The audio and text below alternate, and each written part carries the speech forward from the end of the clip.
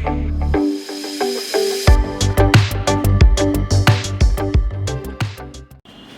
दोस्तों, मैं दिव्य शर्मा स्वागत करता हूं आपका करंट अफेयर के सेशन में, जहां आज हम पढ़ेंगे कुछ महत्वपूर्ण न्यूज के बारे में और कौन कौन से की पॉइंट्स को हमें याद करना है, इस बारे में भी ब्रीफली डिस्कशन होगा। तो चलिए स्टार्ट करते हैं आज की फर्स्ट न्यूज पर। तो the first news is ministry of development of north east region, ठीक है, has decided to sanction 190 crore rupees for augmentation. इसका मतलब होता है इंक्रीज करना, to increase for augmentation of health care facility in the 8th north eastern state. क्या मतलब है बेसिकली इस न्यूज का?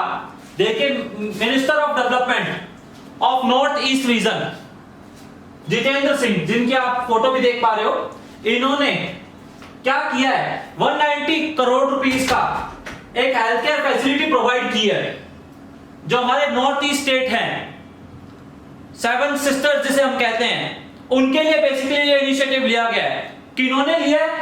Minister of development north east reason, donor, basically इसे शॉर्ट फॉर्म में डोनर कहते हैं। क्या फैसिलिटी ली गई है कि उनको हेल्थ केयर फैसिलिटी दी जाए। 7th हमारी सिस्टर्स हैं सिटीज, आप सब लोग जानते हो, मिजोरम, आसाम, ये सब, इनको हेल्थ केयर फैसिलिटी दी जाए ताकि पेंडेमिक सिचुएशन से ये भी उभर के निकल सके। इसके लिए ये इनिशिएटिव लिया गया है। अच्छा, अब minister of north east state कौन है? जितेंद्र सिंह, देख पा रहे होंगे आप, जितेंद्र सिंह इमेज में भी आ रहे हैं। और कॉन्स्टिट्यूएंसी यानी निर्वाचन क्षेत्र उधमपुर, जम्मू और कश्मीर, ठीक है। अब आप कहोगे सर जम्मू और कश्मीर से एक इंपॉर्टेंट न्यूज आपने बताई थी। मैं कहूंगा हाँ बिल्कुल, अगर सलीम अली नेशनल पार्क पूछा जाए, वॉइस पे कंसंट्रेट कीजिएगा, सलीम अली नेशनल पार्क पूछा जाए तो जम्मू एंड कश्मीर में, ठीक है। लेकिन अगर Salim Ali wild life sanctuary, अगर सेंचुरी की बात हो गई तो वो Goa, national park Jammu Kashmir, wild life sanctuary तो गोवा, ठीक है। तो the next news is Mansukh Mandaviya has inaugurated India's largest virtual health care hygiene expo. क्या मतलब है इस न्यूज का? देखिए, मनसुख मंडाविया ने, इन्होंने अभी इनॉग्रेटेड किया है किस चीज को? पहला virtual health care hygiene expo, ठीक है। किसके द्वारा लॉन्च किया गया है? मनसुख मंडाविया के द्वारा, ठीक है। ये चीज हमें याद करते हुए चलनी है। और इससे related important key points, this expo has been organized by FICCI. ये जो एक्सपो ऑर्गेनाइज किया जा रहा है, ये फिक्की के द्वारा ऑर्गेनाइज किया जा रहा है, ठीक है। अब जब फिक्की का जिक्र हुआ है तो इससे रिलेटेड इंपॉर्टेंट फैक्ट्स भी मैं आपको बताना चाहता हूं। हाल ही में फिक्की की हेड संगीता रेड्डी बनी है, ठीक है। अगर आपसे फिक्की की हेड पूछता है तो संगीता रेड्डी, आप देख भी पा रहे होंगे इमेज में। लेकिन अगर आपसे पूछे कि फिक्की लेडी ऑर्गेनाइजेशन की हेड कौन है, फिक्की लेडी ऑर्गेनाइजेशन उसकी हेड कौन है, तो आंसर अलग है, तो संगीता रेड्डी नहीं है, ये याद रखना। तब जानवी फूकरन, वॉइस पे कंसंट्रेट कीजिएगा, अगर फिक्की की हेड पूछी जाए तो संगीता रेड्डी, लेकिन अगर फिक्की की लेडी हेड पूछी जाए तो Janhvi Phukan, okay, got it. So the next news is IFTAS, a wholly owned subsidiary company of RBI, has appointed T. Ravishankar as the chairman and Rajendra as the CEO। देखो, IFTAS एक wholly owned subsidiary company है RBI की। इस news से पहले आपके मन में यह सवाल चल रहा होगा कि सर ये तो ठीक है, पर पहले ये बताइए कि ये wholly owned subsidiary कंपनी होती क्या है, क्या मतलब है इस चीज का? तो मैं आपको ये बताना चाहता हूं कि देखिए, RBI ने इसके ऊपर संपूर्ण अधिकार ले रखा है, उसके 100% शेयर्स हैं, ये उसके कंट्रोल में है। ऐसे RBI की 4 कंपनियां हैं और उन 4 कंपनियों में एक ये भी है IFTAS। संपूर्ण स्वामित्व जो है वो किसका है? RBI का, ठीक है। तो ये RBI की कंपनी है जिसके चेयरमैन टी रविशंकर को नियुक्त किया गया, जिसके चेयरमैन अभी टी रविशंकर बने हैं, समझ पा रहे हो आप बात को, और सीईओ बने हैं एन राजेंद्र। आई थिंक आपके सारे डाउट्स क्लियर हो रहे होंगे। अगर चीजें समझ में आ रही हैं तो प्लीज इस सेशन को लाइक कीजिएगा, ठीक है। अब आरबीआई का जिक्र हुआ है तो उससे रिलेटेड एक और इंपॉर्टेंट फैक्ट्स हैं कि सर वो सब तो ठीक है कि आपने आरबीआई के बारे में बता दिया, लेकिन आरबीआई की 4 प्रिंटिंग प्रेस भी आती है। मैं कहूंगा हाँ बिल्कुल, मैसूर, साल्बोनी, देवास और नासिक, ये 4 प्रिंटिंग प्रेस हैं। कहां पे? मैसूर में, साल्बोनी में, देवास में और नासिक में, ठीक है। उसको याद कैसे करें इसके लिए भी एक ट्रिक है, तो मैं आपको बताना चाहता हूं। देखिए MSDNW, ये W मैंने अपने MSDNH, बेसिकली W की जगह H, ये H मैंने अपने आप से ऐड किया है। क्या है ये MSDNH?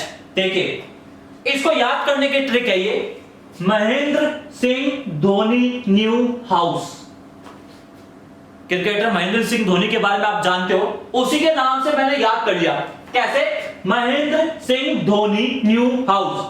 M से मैसूर, S से साल्बोनी, D से देवास और N से, इस तरीके से आप इसे याद कर सकते हैं।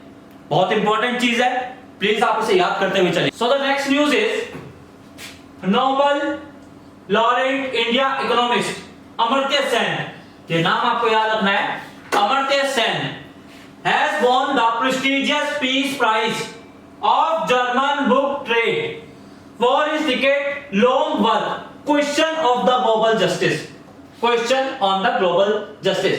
क्या मतलब है इस न्यूज का? देखिए नोबेल लिटरेचर, क्या नाम है? अमर्त्य सेन ने अभी एक प्रेस्टिजियस जर्मन प्राइज जीता है, ठीक है। प्रेस्टिजियस जर्मन पीस प्राइज जीता है। किस चीज के लिए? जर्मन बुक ट्रेड फेयर में जीता था। किस काम के लिए? उन्होंने ये बनाई थी book question of the global justice. समझ पा रहे हो आप? तो इनको ये प्राइज मिला है अमर्त्य सेन, ठीक है। अब जब प्राइज का जिक्र हुआ है तो हाल ही में इससे रिलेटेड फैक्ट्स भी हम डिस्कस कर लेते हैं, जैसे कि डॉक्टर श्यामा प्रसाद मुखर्जी अवार्ड। ध्यान से सुनिएगा, डॉक्टर श्यामा प्रसाद मुखर्जी अवार्ड ये किसे मिला है? सरबंदा सोनोवाल, सरबंदा सोनोवाल, ठीक है। राइटिंग पे नहीं, वॉइस पे कॉन्सेंट्रेट कीजिए। सरबंदा सोनोवाल, ठीक है, डॉक्टर श्यामा प्रसाद मुखर्जी अवार्ड, ठीक है। और एक और important award Richard Dawkins award, Richard Dawkins award ये किन्हें मिला है? जावेद अख्तर। आप जानते हैं जावेद अख्तर साहब को, Richard Dawkins award Javed Akhtar. So the next news is central government has appointed, has nominated part time director, non-official director, part-time non-official director on the RBI control board is Natarajan Chandrasekaran. क्या मतलब है इस न्यूज का? बेसिकली सेंट्रल गवर्नमेंट के द्वारा RBI में non official director की पद्धति पर किसे नियुक्त किया गया है, किसे अपॉइंटमेंट किया गया है? उनका नाम है नटराजन चंद्रशेखरन। ये नॉन ऑफिशियल डायरेक्टर हैं, ये चीज याद रखना। नॉन ऑफिशियल डायरेक्टर किसके? आरबीआई के। किसके द्वारा अपॉइंट किया गया है? Central government. किसको अपॉइंट किया गया है? नटराजन चंद्रशेखरन। Got it? आपको न्यूज समझ में आ गई होगी। अच्छा, अब आरबीआई का जिक्र हुआ है तो सर आप पूछोगे कि 4 डिप्टी गवर्नर्स भी होते हैं। मैंने कहा हाँ बिल्कुल होते हैं, लेकिन एक की पोस्ट अभी वैकेंट है, तो अभी 3 ही है हमारे डिप्टी गवर्नर, ठीक है। 3 डिप्टी गवर्नर कौन है? उनका नाम है महेश कुमार जैन, महेश कुमार जैन, दूसरे Michael D Patra, Michael D Patra, और तीसरे बीपी कानुगो, बीपी कानुगो। ये 3 ही है। चौथी पोस्ट अभी वैकेंट पड़ी है, कोई नहीं है। क्या क्या नाम है एक बार वापस देख लीजिए। एक है महेश कुमार जैन, माइकल डी पात्रा और बीपी कानुगो। ये 3 नाम आपको याद रखने। सो the next news is world music day observe on 21 जून। देखिए अगली जो न्यूज है वो डेट से रिलेटेड है। क्या कि 21 जून को वर्ल्ड म्यूजिक डे बनाया जाता है। वन लाइनर न्यूज है बेसिकली कि वर्ल्ड म्यूजिक डे कब ऑब्जर्व किया जाता है, 21 जून को।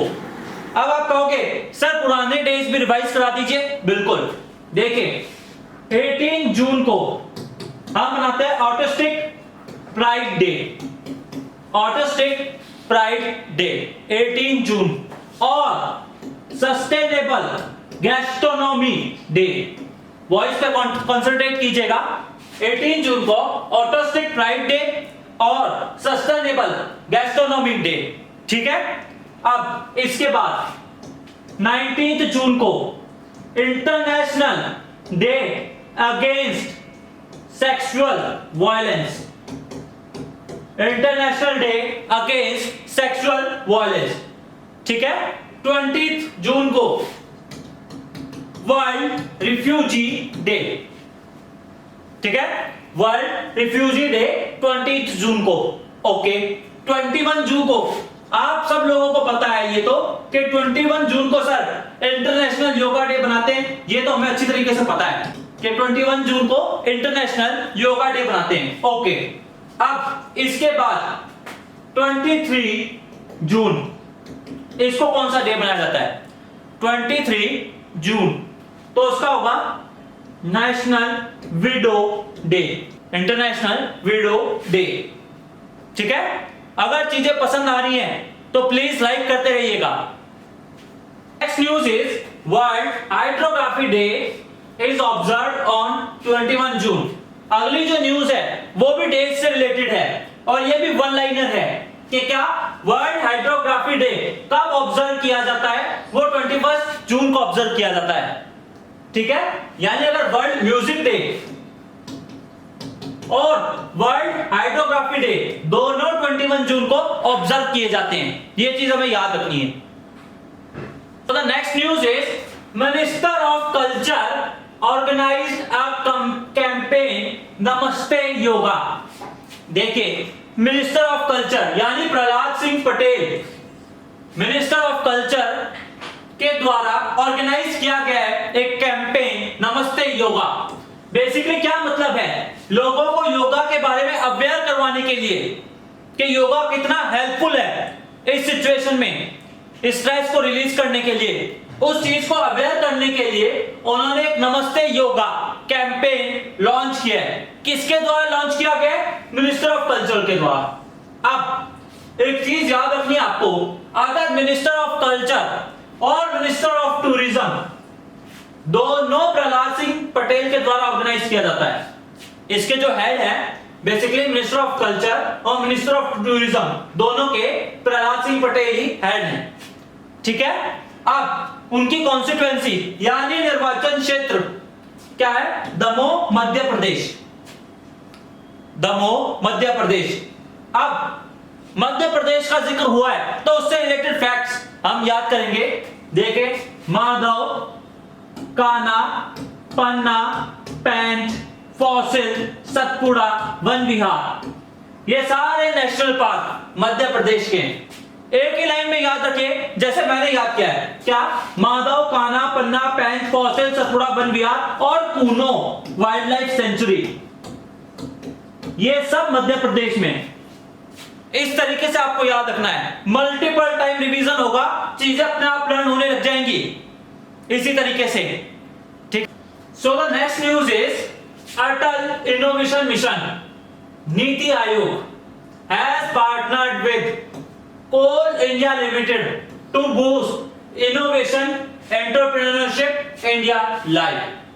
क्या मतलब है इस न्यूज से, देखिए, अटल इनोवेशन मिशन के द्वारा नीति आयोग ने पार्टनर बनाए, पार्टनरशिप की है किसके साथ, कोल इंडिया लिमिटेड के साथ, क्योंकि ताकि इनोवेशन को बूस्ट किया जाए और चीजें इनोवेट की जाए। इसके लिए उन्होंने, नीति आयोग ने किसके साथ, कोल इंडिया लिमिटेड के साथ पार्टनरशिप की है।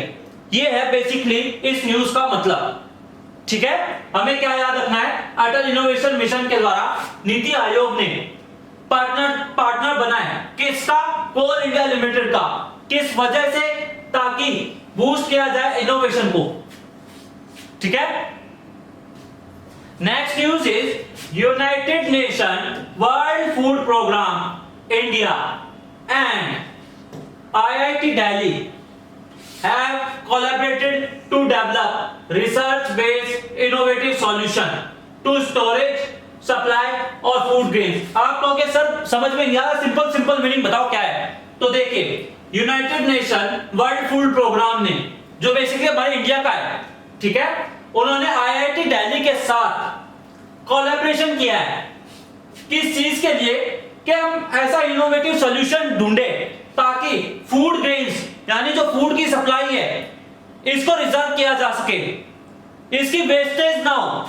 जरूरत है अभी सिचुएशन में। इस चीज को ध्यान में रखते हुए United Nation World Food Programme ने IIT दिल्ली के साथ कोलैबोरेशन किया है कि ठीक है, हम ऐसे इनोवेटिव सॉल्यूशन देंगे आपको ताकि आप फूड को रिजर्व कर सके, ठीक है, उन्हें कंटेन कर सके। ठीक है, चीज आपको समझ में आ रही होगी। अब आप World Food Programme, World Food Organization का हेडक्वार्टर कहां है ये भी बता दीजिए। ओके, वर्ल्ड फूड ऑर्गेनाइजेशन का जो हेडक्वार्टर है वो इटली में है, इटली, और इटली की कैपिटल रोम, इटली। ठीक है। So that's it for today's news. I hope you enjoyed this wonderful session. So please like, share or subscribe the channel to get more updates, more notification about this video. So thank you so much.